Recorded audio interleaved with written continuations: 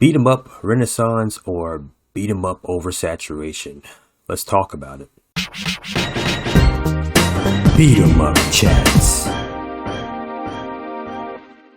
What's up, guys? This is Mr.Din. I know it's been a minute since I've done a beat 'em up chats. I have a lot of topics that I actually wanted to talk about.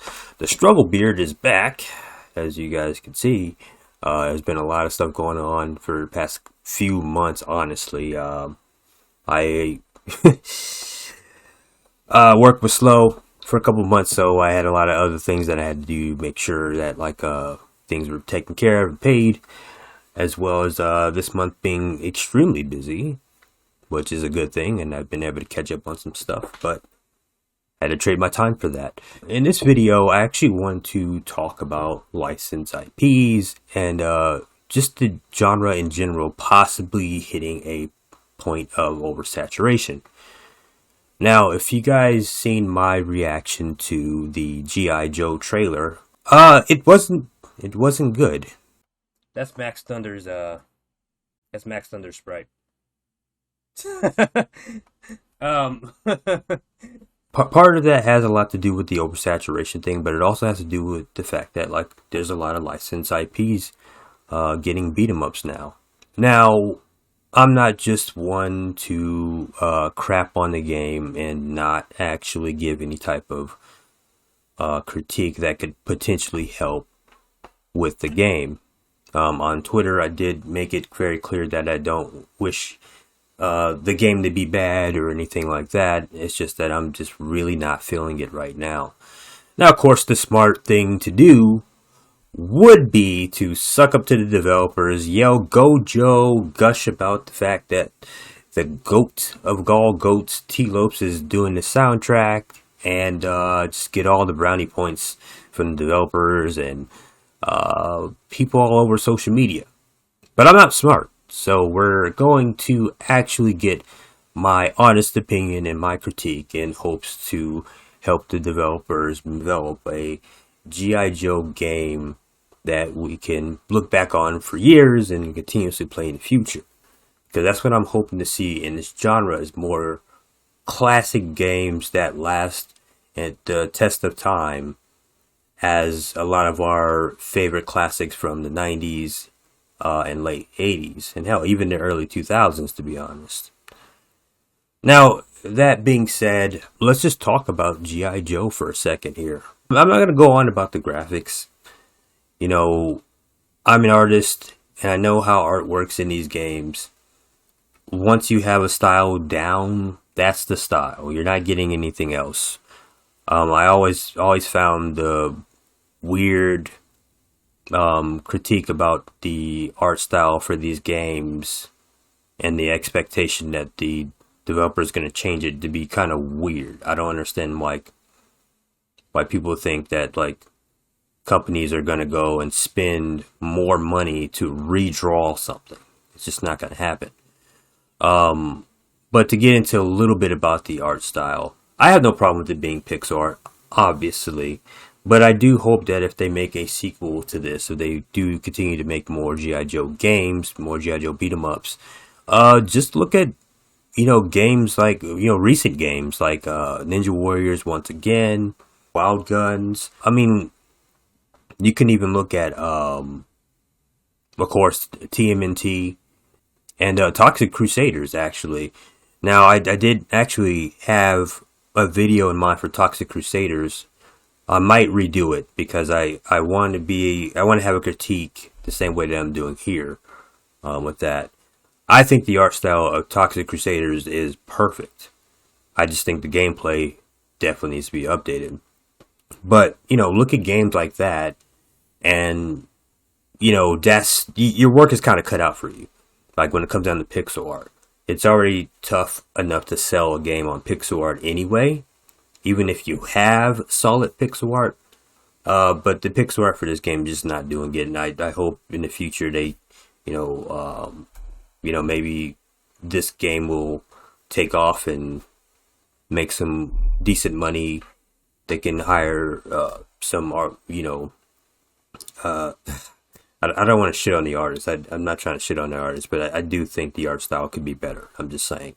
But I want to talk about the gameplay and what we've been given so far as the descriptor, and for the trailer. Now, I don't necessarily have an issue with the format that they went with, having the animated cutscene and then doing a small, brief look at the gameplay. I don't think there's an initial issue with that. However, a lot of the times when companies do that, it's not exactly a good sign that the gameplay is going to be interesting at all, especially in this genre. And to be honest with you, from the snippet of what I've seen, I just wasn't feeling it. And I did happen to look at their frequently asked questions, and everything they described so far kind of just runs down the line of the typical beat 'em up. It's going to be 4 players. I believe they said it's going to have net play. Let's have a quick look, actually. So yeah, it looks to be here that they're going to have online co-op. Of course, there's going to be 6 playable characters, which would be Duke, Scarlet, Roadblock, Snake Eyes, Gung Ho, and Ripcord. Now, they say each will have unique combat styles and special moves. That honestly doesn't really say much. Very often, this is stuff that is like descriptive of their basic combos and their special moves. And that's pretty much all you're really getting. It is set in the original G.I. Joe universe, so we know what to expect there. There's not really a lot here. Like, they talk about like the difficulty levels that they're gonna have, which again, typical thing. It is expected to be released in 2024. Possibility across platform. And then they've even talked about possibly having a versus mode. Honestly, I'm really not interested in that at all. Versus mode and beat 'em ups typically isn't really all that interesting anyway, for a number of reasons. Sometimes it's just because one character is going to beat the rest of them anyway. So the balance is already completely out of whack. But, most people just don't play beat 'em ups for versus mode. That's just not what they do. So I'm going to be honest with you. My critique would be to not waste any time developing a versus mode. Maybe focus on survival, boss rush, the typical modes that we get in beat 'em ups. There is plans for post-launch content, so we'll see what happens with that. But yeah, there's just not a lot here. There's not a lot here, to be honest. Like, even in the gameplay footage, you see their basic attacks. You see that they have running attacks, so they do run at least. And then you see a special move, and I don't know if the special move, how many special moves are gonna get, or like how special moves are gonna work, or anything like that. But so far, it's just not looking very appealing. The gameplay itself looks a bit stiff as well. And this is already something that we've kind of dealt with Toxic Crusaders, where gameplay is a bit stiff and a bit basic. And I'm hoping that, that game also gets an update. And yeah, that seems to be a common thing with the licensed IPs, is that we don't really get much out of the combat. We don't really get much out of the characters, which to me is just kind of crazy, right? Like, you would think when they get a hold of these licenses, like Shredder's Revenge, even though admittedly it wasn't a game for me, there's no way I could say that it's not a quality game. That'd be insane. And I look at Shredder's Revenge as like the bar, like not above the bar, like not the top of the top, like the bar. Like the bar is set at Shredder's Revenge. You want to hit that quality and go higher. And a lot of these games just they don't hit that mark. They don't hit that mark. Some of them don't even come close. There was also a couple other games that I still haven't really played, and I want to play them, but I haven't really been hearing a lot of good things about them. But getting back to G.I. Joe, right? G.I. Joe is definitely an example of what I'm really concerned about with us hitting this beat 'em up renaissance and possibly hitting saturation with the genre. That being that, like, a lot of these companies, and I understand, they see that this genre is doing well. Streets of Rage 4 has pretty much revitalized it alongside of a bunch of great games that came before it. They see it as potential to make money. And of course, you know, that's not to say that these guys aren't fans of G.I. Joe. I'm certain that they saw the opportunity to make a G.I. Joe game and they jumped right on it because they are fans. But we're getting to a point where, like, we're losing the quality side of things for quantity, and I'm hoping I'm hoping that's not going to be the case going forward, because there are, when you have so many original IPs coming out, you have Fighting Rage, you got Mayhem Brawler, you got Jitsu Squad, you got a bunch of indie games that are in progress right now. You can see from the showcase that I put up on Brawls Avenue that are looking to be very quality games. And these are from indie developers that don't have a license tied to their IP. And nobody really knows who these developers are. You know, we got Mayhem Brawler 2 just got announced and shown, which I'll be doing a video on that coming up pretty soon on Brawls Avenue. And the upgrade from the first game, which I already thought was great to begin with, is amazing. Like, the quality upgrade, like when the developers get a chance to make these improvements and go crazy and go ham, like, you see the results of that. But when you have, like, these, you know, you have these games, like, when it comes down to licensed IPs, your work is cut out for you. You know, if you're going to make a Batman game, you got to make a Batman game. And with this G.I. Joe game, I'm just not really seeing G.I. Joe as a beat 'em up. Like, it's already a tough sell, because most people that I've talked to and most people that I've seen commented on this have said, well, why didn't they just do a run and gun? G.I. Joe is about soldiers shooting. Well, here's my take on that. I don't really care for it being a run and gun. I think it actually could work as a beat 'em up. My problem is that the blueprint is already there, and it doesn't seem like the developers are looking towards that. And I gotta bring this up because, as somebody who has been a fan of G.I. Joe, I actually watched the newer series, to be honest with you. It's very much like Ninja Turtles, where I seen the 2000 series and then went back and watched the classic one. So as a fan of G.I. Joe, and especially the 2000s G.I. Joe, like, I already have in my head, like, what a beat 'em up would work like for G.I. Joe. And the blueprint is right there. Capcom left it right there with Alien vs. Predator. Now, I wanted to say the Punisher as well, because the Punisher does have shooting gameplay. In fact, I think that if there were any two games I would recommend to the developers to have a look at, it would be these two games. Not just because of the gunplay, but also because the fighting mechanics and the bonus stages that come with it.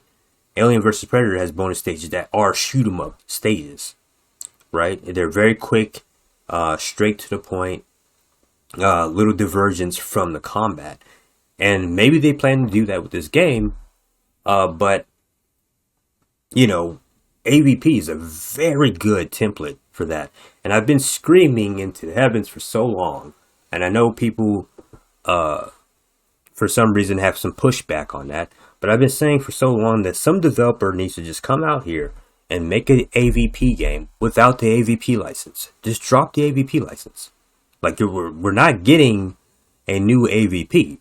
But we can get a game that plays like it, right? Because people like the combat. It's not just the license that they like the combat. And if there was any game that I thought would maybe follow that line, it would be G.I. Joe, right? Or hell, Mighty Ducks. Mighty Ducks, they even though they're hockey players, they're shooting people. But any IP that has, like, you know, characters more shooting than anything else, or has more of a military esque background to it, AVP and Punisher, especially, are the type of games you would want to look at for that kind of combat. So the only thing I can really say to the devs is like, hey, look at those games. I'm hoping that this is just going to, I'm hearing there's going to be a Q1 2024 release. I'm hoping they just push that back, like push it back to December. You know what I mean? Like, you can't really change the art style. I wouldn't expect that, but maybe get some more animations in there. You know, more moves and stuff like that. Like, AVP and the Punisher don't have a crap ton of moves, right? But it does have really good mechanics. AVP having really good juggle mechanics, aerial combat, momentum with the characters. All four characters move all over the place and dart across the screen, even though they don't have a run ability. Like, there's just a lot there. There's just a lot there, and like, it's really hard for me to really critique the game because there's no gameplay. Like, there was like 20 seconds of gameplay shown. So I can't really critique the game as is because I haven't played it and I've only seen 20 seconds of it. But from what I've seen of it already looks stiff. It already looks very basic. And with a license like G.I. Joe, I really think that they could do better. You know, especially with Snake Eyes. You know, like, the character cast they have has the potential for some crazy stuff too. So, though that's my thoughts on G.I. Joe, I hope that, like, yeah, I just hope that they give this one more time. If you guys are watching this video, again, I'm wishing you luck because your work is cut out for you. There's a lot of great beat 'em ups coming. There's a lot of great beat 'em ups that have already dropped. I mean, you're going against other licensed IPs like Ninja Turtles, which may get more DLC in the future. Toxic Crusaders, which, while that game does have basic combat, the combat looks a little bit more fluid comparatively. But, you know, you guys got your work cut out for you, and like, trying to sell an indie game with pixel art is already tough enough. Trying to sell beat 'em ups is even tougher. And the only thing I can just continuously suggest is to look at the classic games, see what made them fun, and see why those things are fun, and replicate that. Yeah, I really think we are hitting that mark of oversaturation, because we're getting a lot of these games that are coming out that are